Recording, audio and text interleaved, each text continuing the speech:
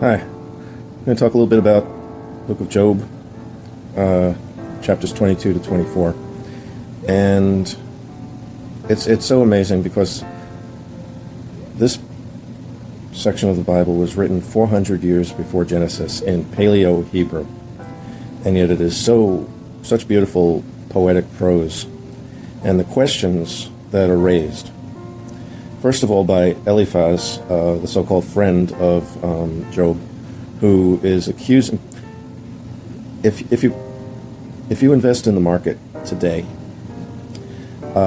if you make $1, somebody lost $1. If you are working a local contracting business and you get the contract, that means that all your competitors did not get that contract. It's a zero sum. Somebody wins, somebody else loses. And what Eliphaz is accusing Job of is that he's not so innocent, because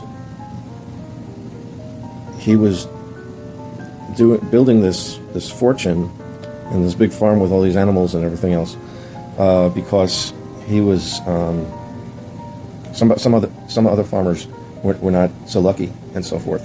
And now it's time for Job to pay for this inequity.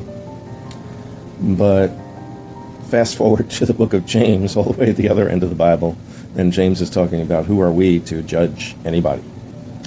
Now, then Job responds, if I could just talk to God and plead my innocence, I'm sure that he would see that a mistake has been made, basically. Well, you know what? None of us are so innocent either. So, and in the midst of all of this, there is some truth in there somewhere. But it's not in judging each other. It's not in claiming our innocence or proclaiming our innocence. And these questions of this iniquity of living in this world have gone on since time immemorial, literally since 400 years before Genesis was written. So what does that mean? That means we're all in the same boat. That means we have to do the best that we can to be as righteous as we can. And that means that we have to love our brothers, because none of us can judge any of us, and none of us can be so sure of our own innocence. Job 22 through 24 discusses this in a really beautiful way. People back then, well, look, it's the Word of God, but it's filtered through characters who are representative of the people of that time. And they were pretty bright.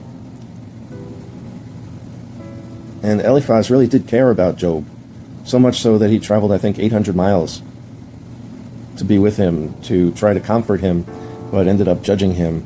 And it's just the story of humanity. It's the story of our everyday lives. It's the story of how we try to be and how we end up being, and there's really no need for a multimedia presentation on this one.